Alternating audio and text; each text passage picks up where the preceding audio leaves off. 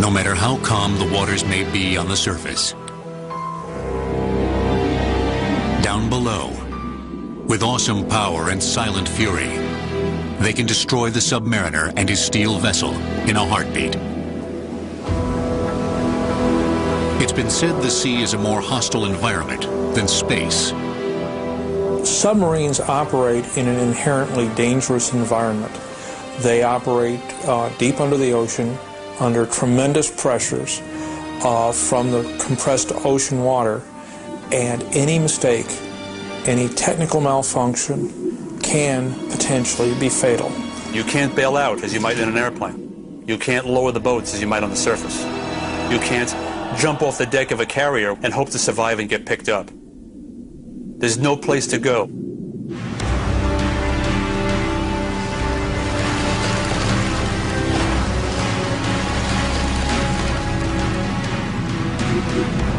Any system malfunction can potentially lead to a loss of power.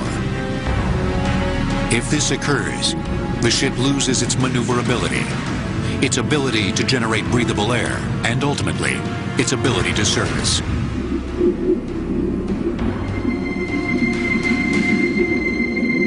Out of power, out of control. In a worst-case scenario, it sinks to its crush depth, where the structure can no longer withstand the increasing water pressure. An entire crew perishes. But this triggers a vital response within the submarine community.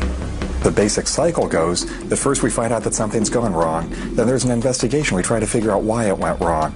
The investigation will lead to some sort of findings as to the root cause, and that gives us an idea as to what we need to do to try to make things better.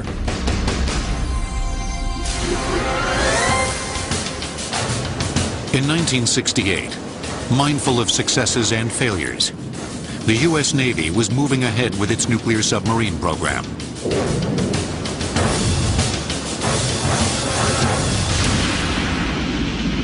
Five years earlier, it had suffered the loss of Thresher, with all 129 men aboard.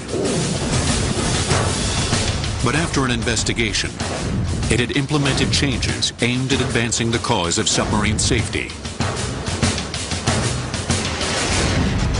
On May 21, 1968, all was well with the Scorpion, a nuclear sub with 99 men aboard. The fast attack sub had left the Mediterranean after a successful mission shadowing the Soviet fleet. It radioed its position, about 50 miles south of the Azores. But on May 22nd, it lay in pieces on the bottom of the ocean, under 10,000 feet of water. Its crew of 99, all dead. The loss of the Scorpion was a huge shock because it did come after all these improvements had been made after the Thresher was lost.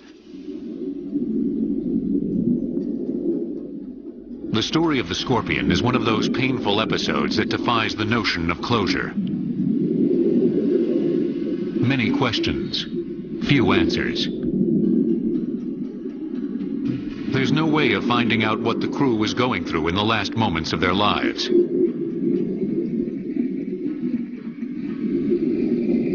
They don't have cockpit voice recorders on submarines. There's no way to know that. The Scorpion was not in contact with people at the time that it sank. There have been rumors ranging from Russian submarines torpedoing it to a battery well explosion to a hot run in the torpedo tube that caused the torpedo to go off prematurely.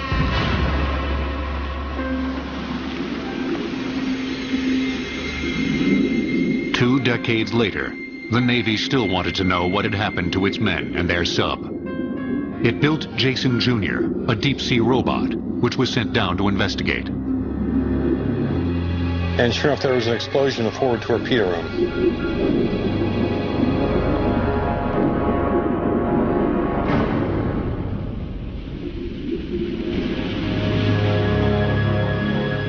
While some believe the Soviets sunk Scorpion in retaliation for one of theirs we may have sunk, the official Navy theory focuses on a faulty battery in the compartment next to the torpedo room.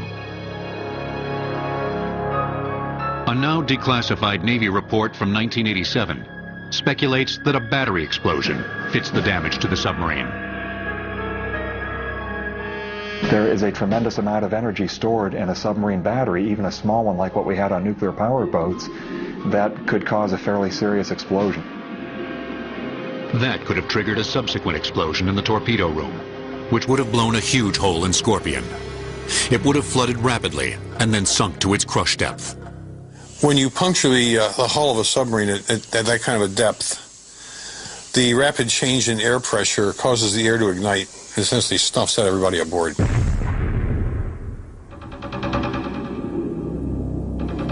But at 10,000 feet on the ocean bottom, the details of Scorpion's demise may forever remain a mystery. You know, you can't go down there and look at it. You can run a submersible down there and take pictures, but you can't actually go down and touch it like you could an air crash, for example. So any submarine sinking, there's always a great deal of mystery around it.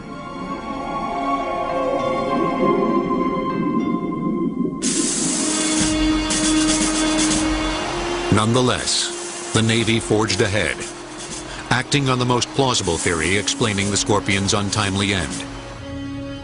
About a year after this submarine disaster, Naval Ordnance ordered a redesign and replacement of the torpedo battery that had been red flagged. So whether that was the cause or not, the search for an answer led to an improved technology that made subs even safer. Dive! Dive! Dive! Since the Scorpion submarine tragedy, there have been no subs lost by the U.S. in nearly 40 years. But that wasn't the case in the beginning of submarine history. The first 3 submarines enlisted into military service all encountered trouble. During the American Revolution, George Washington's forces included a one-man submarine called the Turtle. Its mission was to attach an explosive to a British warship in New York Harbor. It failed, although the submariner survived. In the American Civil War, submarines were once again called into service. The Union Navy developed a sub called the Alligator, but it never saw active duty as it was lost in transport during a storm. But by far the Civil War's most compelling submarine story centers on a Confederate vessel. On a chilly February night in 1864, 8 men squeezed on board the CSS H.L. Hunley for a mission below the waters of Charleston Bay, South Carolina. Essentially, it was a pipe about 40 feet long, and the crew, the 8 unfortunates who made up the motive power of the thing, sat on a bench and operated a crank which turned the propeller. Despite its Spartan accommodations, the Hunley was advanced for its time. It had a rudimentary bellows system for its snorkel, diving planes, and ballast tanks.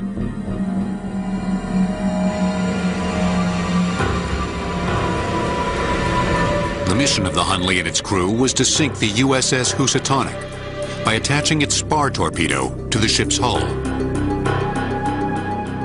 The torpedo was attached to the end of the spar, and it was a copper canister filled with 75 pounds of black powder. And it was attached to a barb, much like a thimble. So when they ran the barb into the ship and they pulled back, the canister would remain and then the bar would pull out. And so they would go back 100 yards and then there was a reel on the Hunley. And when they got to the end of the 100 yards, that would ignite the powder. That's exactly what the Hunley's crew did.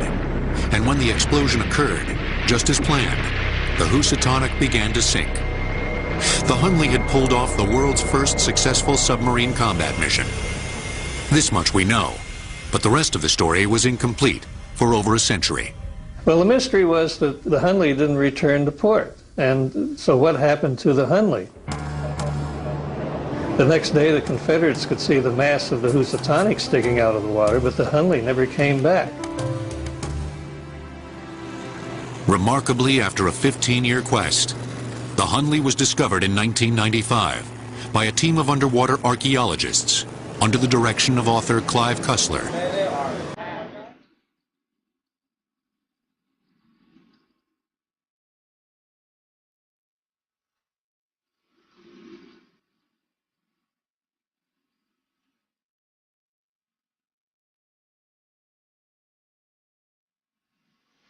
special harness was designed and built for the delicate process of raising and investigating this amazing piece of history.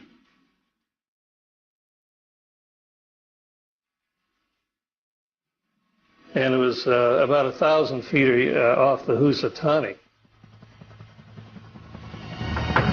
And what it turned out to be that it was waiting for the tide to turn because it didn't sink, obviously, from the explosion. And I believe that the Canandaigua, which was a ship coming to rescue the Housatonic survivors who were up in the rigging, struck the Hunley and sank it. The fate of the Hunley showed that the technology was still too rudimentary and unsafe for widespread practical use. With only man-powered propulsion, the crew of the Hunley couldn't get away in time to survive. 4 decades later, an inventor and entrepreneur named John Holland developed a practical vessel for the U.S. Navy that was ultimately known as the forerunner of the modern submarine. At first, steam engines were tried. While powerful, they had a drawback. The negative was that, of course, the thing became like a blast furnace. It was so hot, and the crew suffered accordingly. After 5 prototypes, Holland built the USS Holland, a 6-man sub for the U.S. Navy. It featured a dual-engine system, gasoline power for surface cruising, and an electric motor for submerged travel. But these had inherent dangers. For one thing, the battery for the electric motor could explode. And if seawater got into the battery, it would produce deadly chlorine gas, the same kind of gas used in World War I in the trenches to kill enemy soldiers. But it wasn't just the batteries that posed a danger. Fumes from the internal combustion engines could also cause explosions. Gasoline explosions accounted for a number of submarines sinking in the early years of the 20th century. To deal with this, submarine engineers switched to diesel. Diesel is not highly volatile. Diesel is relatively hard to ignite, so it's a fairly safe fuel, and much, much safer than gasoline. Still, there were many submarine disasters in the early years of the 20th century. Fire, flood, and collisions all resulted in loss of lives. When mishaps occurred, there was no rescue technology in place. That would come only after 2 prominent disasters inspired a visionary commander named Charles Momsen.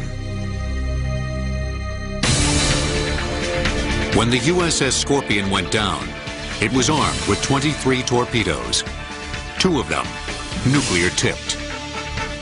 Sub-disasters will return on Modern Marvels.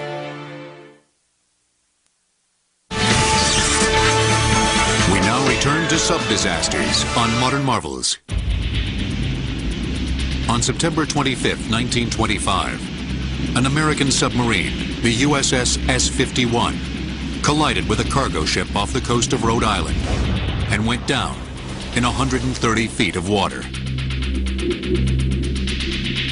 Commander Charles "Swede" Momsen was ordered to take his sub, the USS S-1, out to search for the crippled vessel.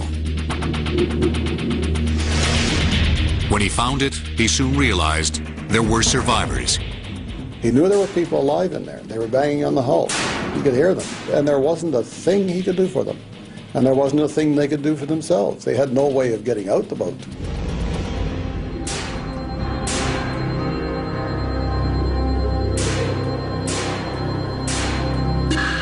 Two years later, when a second sub, the USS S-4, was lost, Momsen was spurred to take action.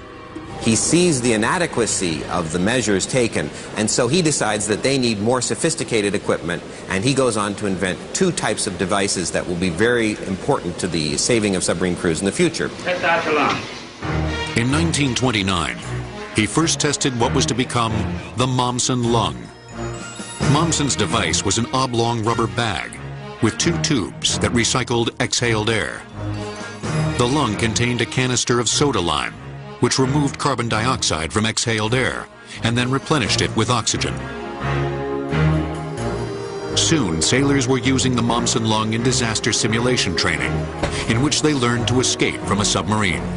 The original simulation device was the tower that let submariners practice entering the water from a depth of from 50 to 100 to 150 feet, and to feel what it was like, and to experience what it's like to use this breathing device, the Momsen lung, as they ascended from the depths to the surface. In 1929, the Navy then pushed for the development of a rescue chamber. Begun by Momsen and later modified by a colleague, Lieutenant Commander Alan McCann, the Navy built a large steel bell-shaped chamber which could be lowered with cables down to the escape hatch on a sunken submarine. A watertight seal to the submarine could be created by placing a rubber gasket around the diving bell's bottom and reducing the air pressure. The hatch could then be opened, and the trapped submariners could climb aboard. A hatch on the top of the bell would allow the rescued submariners and diving bell operators an easy way out. They were trying to perfect ways of getting out of the submarine, but it hadn't been tried in an emergency situation. It was only a matter of time before Momsen's equipment would be put to the test. In 1939, the United States Navy launched its newest submarine, the USS Squalus.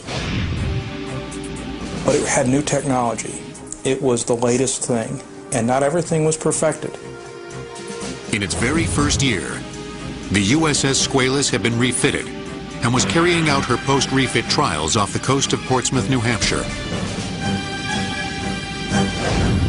Its problems began with a malfunction of the main induction valve, a 36-inch opening in the hull that provided air needed for the operation of the diesel engines. Just before diving, the indicator showed that it was closed and safe to submerge. But the valve was open, and that flooded out the engine room. And it happened so quickly that there was no way they could counter the effect of the inrush of water. The sub was down 243 feet below the surface. 28 men died almost immediately. 33 members of the crew, however, do survive. They're in a watertight compartment, and they release a small float with a radio telephone that floats to the surface. The captain of the Squalus tells the people on the surface that his crew survives and that they need rescue. Then the phone line is cut. So these men in these three compartments were still alive. They were far below anything that any man had ever been rescued from before. They spread soda lime out on the decks to absorb CO2 in the air. The men not actually required to do something were told to go lie down, conserve energy, and conserve oxygen, and they waited for rescue to come. When the Navy finally realized what had happened, 6 agonizing hours later, a rescue party was organized under the guidance of none other than Charles Swede Momsen, who was flown in from Washington, D.C. His invention, the McCann Rescue Chamber, was to be utilized in an attempt to save all the surviving submariners. There were 3 compartments with air in them, but the middle compartment was the forward battery compartment. They were afraid that seawater would get into the battery and produce poison gas, so the men sealed that off. So there was the control room with half the men in it, then this empty space, and then the forward torpedo room with the other half of the men. Eventually, the worst-case scenario occurred in the forward battery compartment. As water seeped into the Squalus, it mixed with the acid in the batteries and produced chlorine gas. But they used the Momsen lung as a gas mask, and it was very effective.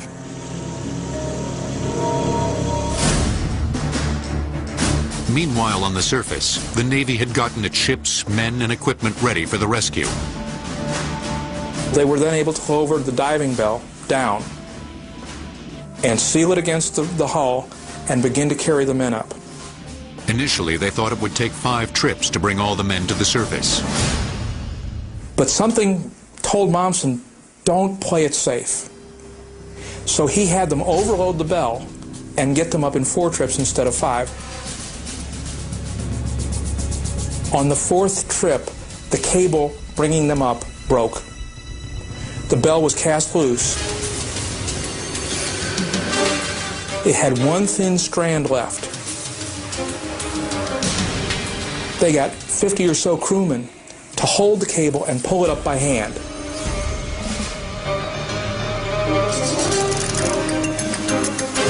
If he'd gone with 5 missions instead of 4, the last group of men would have been left trapped on the bottom with no way out. It's a spectacular success for the U.S. Navy, and it's a true testament to the U.S. Navy's valuable investment in rescue technology. All the equipment was right there on hand to be used, and it had been developed and was ready to go. And the experienced personnel were available to make it work. The rescue was also a victory for Charles Momsen. Momsen was an innovator. He was a true believer. He was the kind of person who makes a real difference. When he came along, nobody had ever been rescued from a sunken sub. Nobody thought it was possible, and he said, I'm going to change that. And he did. Eventually, the Squalus was raised, refloated, repaired, and recommissioned as the USS Sailfish. Improvements in submarine systems ensured that the malfunctions that initially put the Squalus at risk would not reoccur. But the world's superpowers would soon be involved in a Cold War that would push submarine technology beyond any previous limits of safety. The Squalus could travel 20 knots on the surface, 9 knots submerged. She'd made 18 successful test dives on the day she sank. Sub-disasters will return on Modern Marvels. We now return to sub-disasters on Modern Marvels. During the Cold War, the United States and the Soviet Union were engaged in an escalating and frightening arms race. It was the nuclear age, and during the 1960s, both sides seemed on the brink of annihilating one another, if not the world. This was the same era as the Cuban Missile Crisis, the Berlin Crisis. People thought there was going to be a nuclear war with Russia, and every new piece of military technology was vital. What this meant was that things were rushed into service real quick. And that included submarines, which were also entering the nuclear age. A nuclear-powered sub was more efficient and could remain below the water's surface longer, and therefore remain undetected for longer periods of time. With a nuclear plant, your submarine could go as long as the groceries last. That's your only limitation. That could be up to 6 months. And it stays dived. And it's fast. It added up to a war machine that could secretly get closer to enemy territory than ever before, and then launch its missiles, if it came to that. So when submarines switched to nuclear power plants, as with the Nautilus, and soon afterwards started carrying nuclear weapons, the magnitude of potential disasters increased exponentially.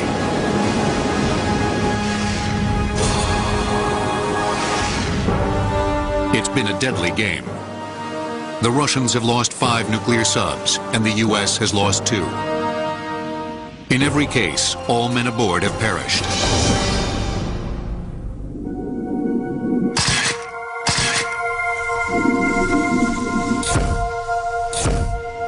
The story of the U.S. Navy's Thresher is a painful chapter from the Cold War era.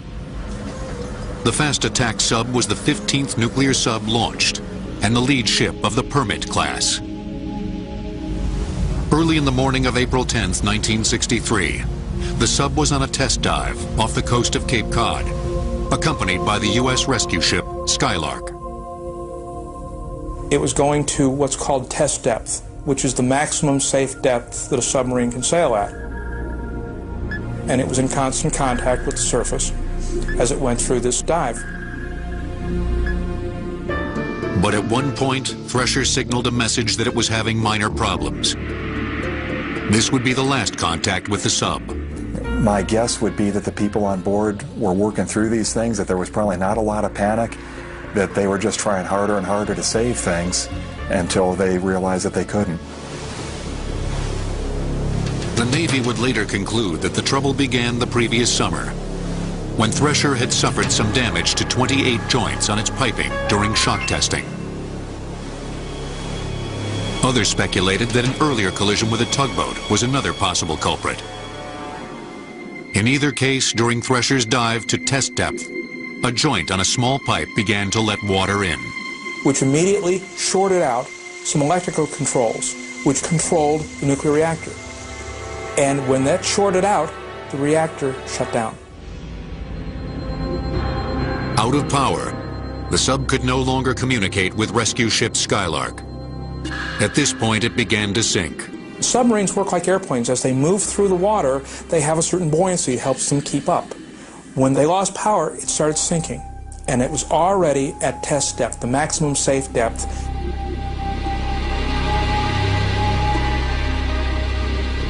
The emergency blow system could have helped them to surface, but it too failed. This is a process in which compressed air is directed to different sections of the sub in order to control surfacing and diving. The way that the emergency blow system was set up then was going through relatively narrow pipes with a lot of turns that went through pressure-reducing valves, and the system froze up, so they couldn't get high-pressure air into the ballast tanks to blow the water out, and they had no way to get to the surface. The men must have been aware of trouble, but just kept trying to save the vessel. They knew something was happening. They probably didn't know what it was exactly. They were probably doing their jobs as they were trained to do them. But before the men could restore the electrical circuits, Thresher sank to crush depth. When they get to crush depth, what happens is the sea pressure so quickly crushes the submarine. It gives way all at once. The air is compressed so quickly and so intensely that it bursts into flames. So the men on those submarines didn't die of drowning. They were burnt to death. In fact, they were incinerated in a burst of light. 129 men lost their lives that morning. They went down with their sub to the ocean bottom at some 8,000 feet. In the submarine community, it was a shock. It was a shock quite different from the shock it presented to the families and relatives of the lost crewmen. It shouldn't have happened. It's the sort of thing that's not supposed to happen. We found out that we weren't perfect, that we hadn't learned as much about submarine design as we thought, and that we could still lose even the newest boats. Thresher's nuclear reactor was not damaged in the disaster and remains intact at the bottom of the sea. Furthermore, there are no lost nuclear weapons, as she was on a test mission and not armed.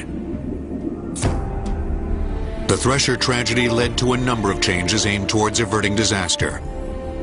The implementation of better safety standards in nuclear subs, a means of restarting the nuclear reactor in case of emergency, and a redesign of the ballast blow tank system. So you had large diameter pipes that did not reduce the pressure, that just blew high pressure air into the ballast tanks to blow the water out to get you up to the surface in a hurry. When Thresher plunged its sailors to the sub's crush depth, there was as yet no technology to rescue a downed sub that was far below sea level, but that hadn't reached its breaking point. The Deep Submergence Rescue Vehicles, or DSRVs, were created as a direct result of the loss of Thresher in April of 1963. The Navy realized that even if Thresher had gone down in an area of the ocean which would permit access to her, we did not have the technology to go down that far, even that far, and bring the crew back to the surface to safety. The U.S. Navy developed electrically powered DSRVs. These can rescue up to 24 men at a time.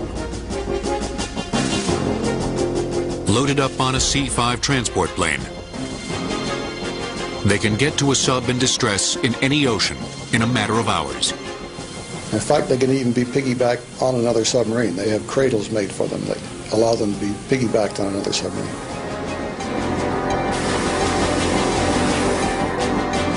Once the DSRV locates the disabled sub, it uses its special docking system. The black and white ring seen here mates with the upper escape trunk hatch of the sub in distress. Then the men are taken out of the sub in groups and brought by the DSRV to another sub or a surface vessel. Unfortunately, in the year 2000, Even DSRVs would be too little too late for the men aboard the Russian submarine, Kursk.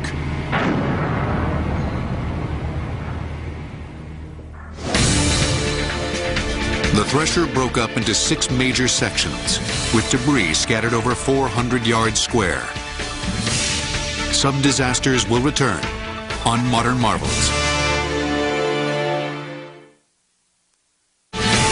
We now return to sub-disasters on Modern Marvels.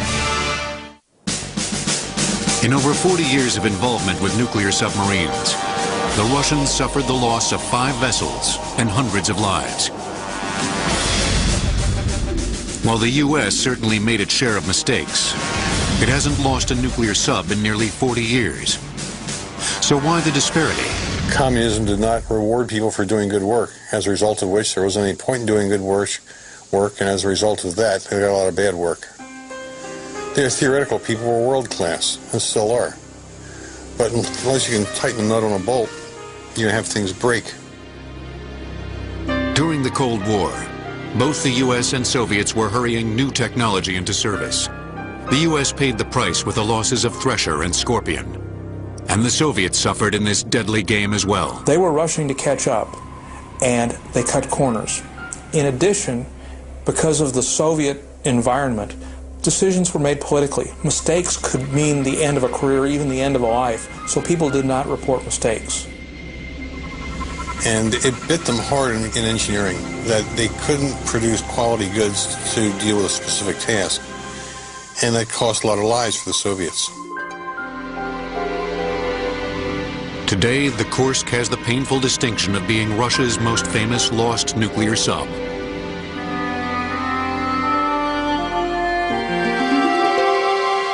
The tragic events began August 12, 2000. Kursk was on exercise in the Barents Sea, and she disappeared. She had been scheduled to fire practice torpedoes at the Russian surface ships as an exercise. Our hydrophones and any submarines we had in the area picked up a big explosion, and then the Russians started looking for a lost submarine, and that was really all that we knew. A second explosion registered a 3.5 on the Richter scale, the equivalent of the detonation of 1.5 tons of explosives. The Russians knew this unfolding disaster hadn't gone unnoticed, but didn't alert world media until nearly 48 hours after the event. They were not very forthcoming right off the bat, which is understandable. It's embarrassing to lose a nuclear submarine. A Russian admiral went on television, declared that Kursk had suffered technical failures, had sunk, and that in all likelihood there were no survivors. While there were 118 men aboard, there were in fact 23 survivors, desperate to be rescued. The Kursk was in shallow waters, only 354 feet below the surface. Immediately, other nations, including the US and Great Britain, offered help. But the Russians rejected any assistance. They would do it on their own. I don't think that there was ever any chance of those men being rescued. The Russians were far too slow getting their resources on the sea.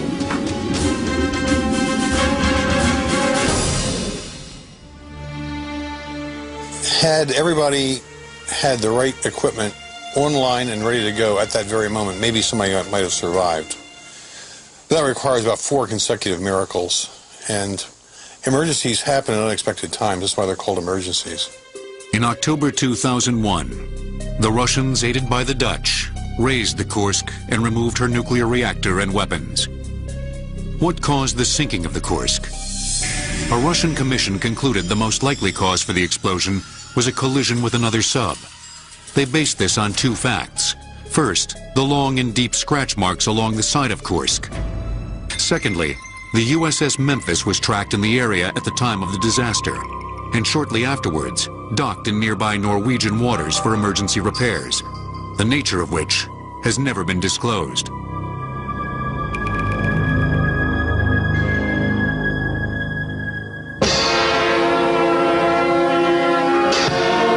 While this theory is tantalizingly plausible, the U.S. categorically rejects it and insists the Russians were using a dangerously volatile fuel. What appears to have sunk the Kursk was a defective torpedo fueled with HTP fuel, high-test peroxide. It would appear that this torpedo was damaged to the degree that some of the fuel leaked out of the torpedo onto the deck. When HTP gets on steel and oil, it explodes.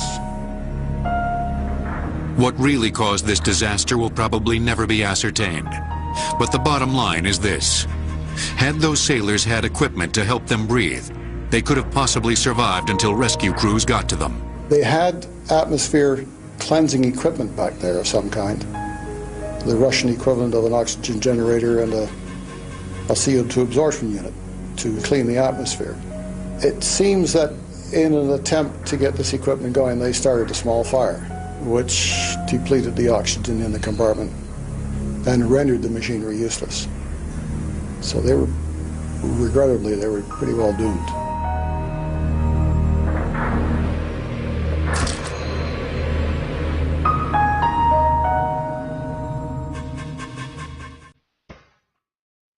To this day, 6 nuclear submarines, 4 Russian and 2 American, remain on the ocean bottom.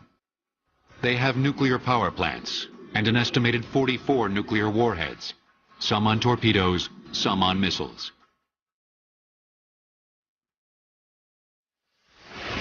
Navy officials and nuclear scientists claim there is little to be concerned about. The chance of an explosion is nearly impossible, and environmental contamination is also of little concern. Thus far, radioactive levels near the wrecks are negligible. 0 reading on the Geiger counter.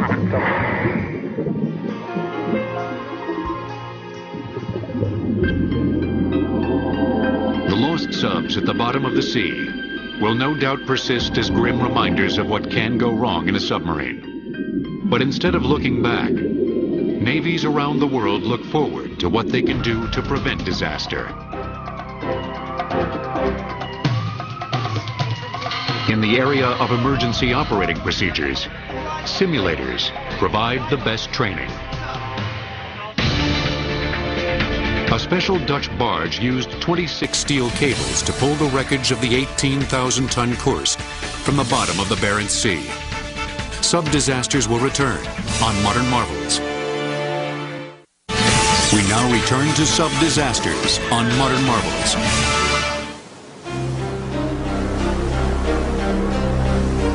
While submarines are far safer today than ever before, they nonetheless operate on the edge of survivability.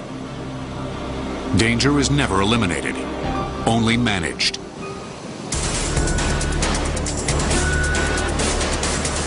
Engineers continually seek to improve the technology, and navies stress the importance of training submariners in emergency operating procedures.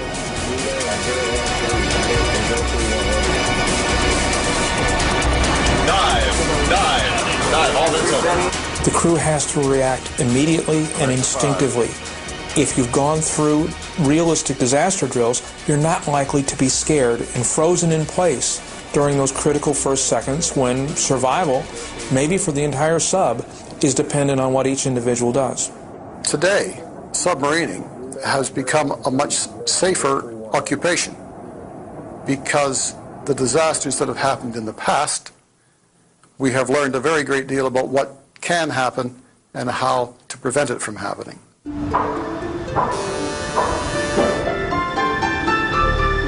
In Halifax, Nova Scotia, the Canadian Navy trains its submariners with simulators to deal with the very kinds of trouble they experienced when a fire broke out in October of 2004 on the HMCS Chicoutimi, killing a sailor. Simulators recreate the submarine environment in 3 dimensions.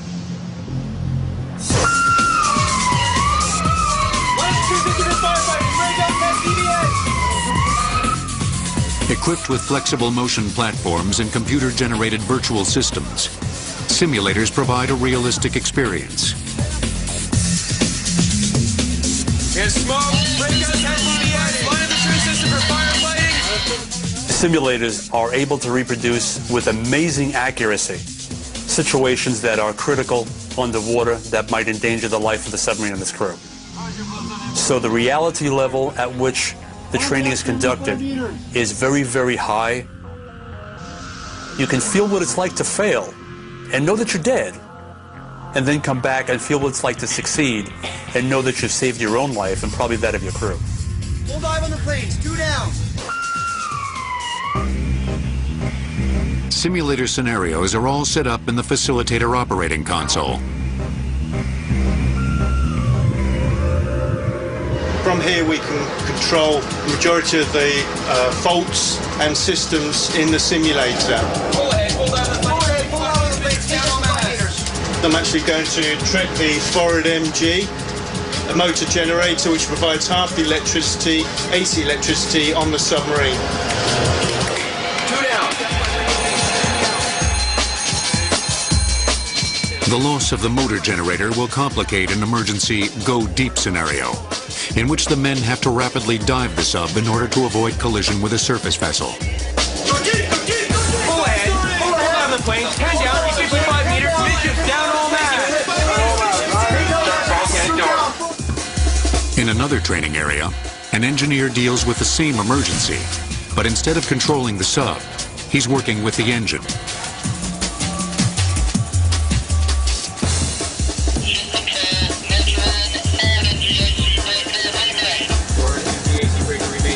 Right. 65 meters, 10 meters deep, 2 up, 3 up. Gauge 4 planes. Gauge 4 planes. 4 planes extended. Very good. You're there. The emergency is over.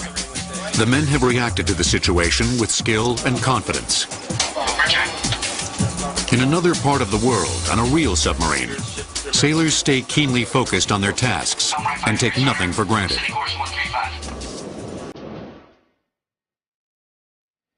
Clearly, with training and rescue technology developed to such a high degree, submarines are safer than ever before. And while there will always be risks and unforeseen incidents, there will be men who are willing, even eager, to sign on for this special assignment. The submariner is considered the elite.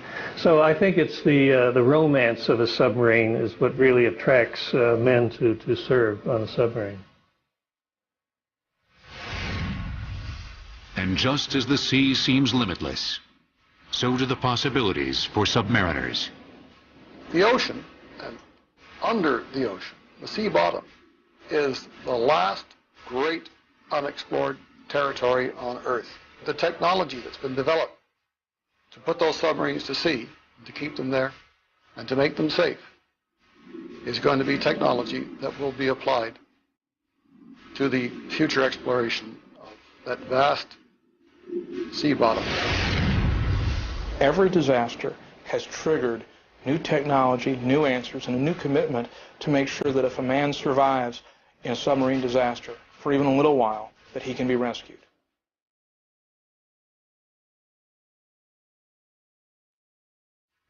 As for those men who lost their lives, those twisted wrecks in which they lie are a poignant tribute to the daring and courage of what we've come to know as the silent.